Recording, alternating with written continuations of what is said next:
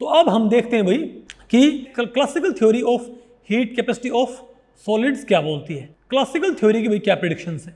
तो भाई classical theory of heat capacity of solids, तो जो क्लासिकल फिजिक्स है वो ये कहती है कि सभी मोनो एटॉमिक सॉलिड्स की हीट कैपेसिटी 3R होनी चाहिए। टेम्परेचर के ये क्या होती है, इंडिपेंडेंट, यानी कि आप ये मानो कि 25 डिग्री सेल्सियस से 26 डिग्री सेल्सियस करने में भी कितनी हीट लगनी चाहिए, 3R। और यहाँ पर क्या है, गैस कांस्टेंट, ठीक है। और ये मानो भाई 2 डिग्री सेल्सियस से 3 डिग्री सेल्सियस करने में क्या होनी चाहिए भाई, 3R हीट लगेगी। और आपके पास 1 मोल ऑफ मोनोएटॉमिक सॉलिड है, मतलब टेम्परेचर के इंडिपेंडेंट होने मतलब क्या है कि 25 से 26 डिग्री सेल्सियस टेम्परेचर करने में भी क्या लगेगी, हीट 3R।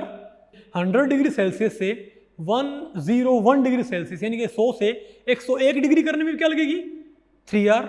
और ये मानो भाई कि 5 डिग्री सेल्सियस से 6 डिग्री सेल्सियस करने में भी यही। और अगर मैं केल्विन की बात करूं, यानी कि हम 0 डिग्री सेल्सियस से नीचे पहुंच जाएं, मान लिया हम ये कह दें कि भाई 200 केल्विन से 201 केल्विन करने में भी कितनी हीट लगनी चाहिए, 3R। यानी कि सभी टेम्परेचर्स पर हीट कैपेसिटी क्या होनी चाहिए, कांस्टेंट, और क्या होनी चाहिए उसकी वैल्यू, 3R। ये क्लासिकल जो फिजिक्स है उसकी प्रिडिक्शन होती है भाई कि सभी मोनोएटॉमिक सॉलिड्स की हीट कैपेसिटी क्या होनी चाहिए, 3R। और ये भाई क्या होती है, टेम्परेचर के इंडिपेंडेंट, यानी सभी टेम्परेचर्स पर ये कांस्टेंट रहनी चाहिए। इसको आप इस तरीके से भाई आप इसको बोल सकते हैं, जो क्लासिकल थ्योरी है, ठीक है, वो क्या मानती है कि मोनोएटॉमिक सॉलिड को आप क्या मान सकते हो भाई, collection of oscillators with 3 vibrational degree of freedom. आप यहाँ पर ये मान सकते हो कि जो मोनोएटॉमिक सॉलिड है उसके जो कॉन्स्टिट्यूएंट्स हैं वो एक हार्मोनिक ऑसिलेटर की तरह काम करते हैं, जो कि 3 डायमेंशनल हार्मोनिक ऑसिलेटर है, उनके पास 3 वाइब्रेशनल डिग्री ऑफ फ्रीडम है। अगर आपने बीएससी फिजिक्स में आपने पढ़ा हो, थोड़ा बहुत आपको याद हो, तो वहां पर एक चीज होती थी, law of equipartition of energy. उसमें ये होता है कि 1 डिग्री ऑफ फ्रीडम में कितनी एनर्जी डिस्ट्रीब्यूटेड होती है, kT। तो 3 डिग्री ऑफ फ्रीडम में बताओ कितनी हो जाएगी, 3 kT। यानी कि भाई एनर्जी ऑफ ईच एटम बताओ कितनी होनी चाहिए। इसका मतलब ये हो ना भाई कि हर एटम की एनर्जी क्या होनी चाहिए हमारे पास, 3 kT। अरे भाई 1 डिग्री ऑफ फ्रीडम के अलोंग कितनी एनर्जी होगी, kT। और तीनों डिग्री ऑफ फ्रीडम के अलोंग कितनी एनर्जी होगी, 3 kT, ठीक है। फॉर 1 मोल ऑफ सब्सटेंस, ये तो एक एटम के लिए है, ठीक है। एक एटम के पास 1 डिग्री ऑफ फ्रीडम में एनर्जी kT, तीनों डिग्री ऑफ फ्रीडम में 3 kT। तो अगर मैं इसको 1 मोल के लिए भाई कैलकुलेट करता हूं तो क्या हो जाएगा। अब 1 मोल में आप ये बताओ, आपको पता है भाई 1 मोल क्या होता है, एवोगैड्रो नंबर के बराबर, ठीक है। एवोगैड्रो नंबर आपको पता है किसको बोलते हैं, 6.02 × 10⁻23, ठीक है, इतने पार्टिकल्स को। तो भाई एवोगैड्रो नंबर से अगर मैंने मल्टीप्लाई कर दिया तो क्या हो जाता है आपके पास, ये 3 kT।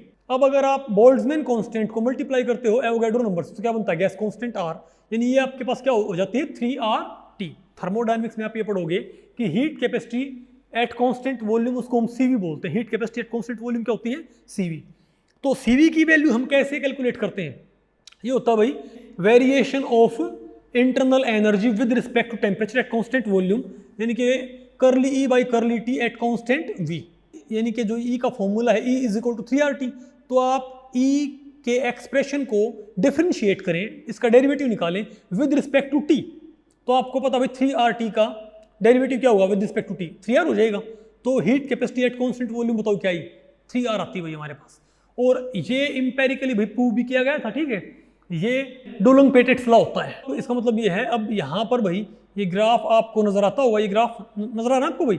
आप यहाँ पर देखिए कि वर्टिकल स्केल पे मैंने क्या लिया है, वर्टिकल स्केल पे हमने क्या लिया है, CV/R।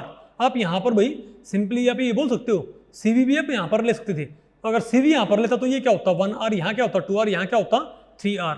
लेकिन अगर मैं CV/R लेता हूँ मैं वर्टिकल स्केल पे, तो ये 3 एक डायमेंशनलेस वैल्यू, एक नंबर हम इस्तेमाल कर सकते हैं। बताओ क्या हो जाएगा हमारे पास, ये 1 2 3, ओके। यानी अगर CV लिखूँ मैं यहाँ पर तो 1R 2R 3R हो जाएगा, और CV/R लिखूँ मैं तो 1 2 3 हो जाएगा, ठीक है। और ये भाई क्या है, टेम्परेचर। तो आप एक बात देखें, जब आप टेम्परेचर के रिस्पेक्ट में इसको एक्सप्लेन कर रहे हैं तो आप ये देखें, ये भैया आपका टेम्परेचर ये 0 केल्विन है, ये 100, ये 200, ये आपका क्या भाई 300, ठीक है। ये केल्विन में है ना कि डिग्री सेल्सियस में, ओके। पहले आप ये देखें, आप AG का ग्राफ देखें, AG का आप ग्राफ देखें तो बहुत ही हाई टेम्परेचर पर AG की हीट कैपेसिटी क्या है, अप्रोक्स 3R।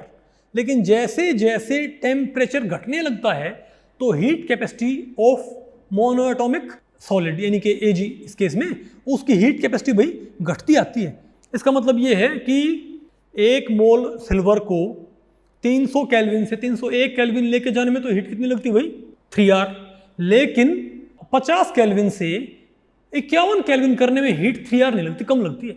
इसका मतलब क्या हुआ, इसका मतलब ये हुआ कि हीट कैपेसिटी हायर टेम्परेचर पे तो भाई जो डुलोंग पेटिट्स लॉ है उसको फॉलो करती है, लेकिन जैसे जैसे टेम्परेचर घटता है तो भाई जो क्लासिकल प्रेडिक्शन थी कि 3R ही सबकी हीट कैपेसिटी क्या होनी चाहिए थी 3R, ये कांस्टेंट होनी चाहिए थी, लेकिन ये कांस्टेंट नहीं रही है, वही घटने लगी।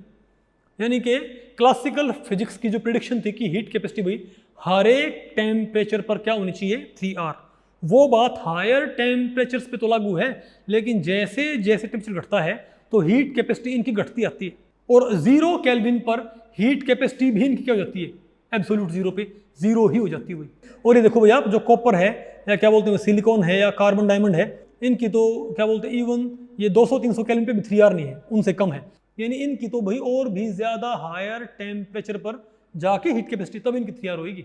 तो ये बात आपको भाई आपने देख ली कि क्लासिकल फिजिक्स के अकॉर्डिंग सभी मोनोटॉमिक सॉलिड्स की हीट कैपेसिटी 3R होनी चाहिए थी।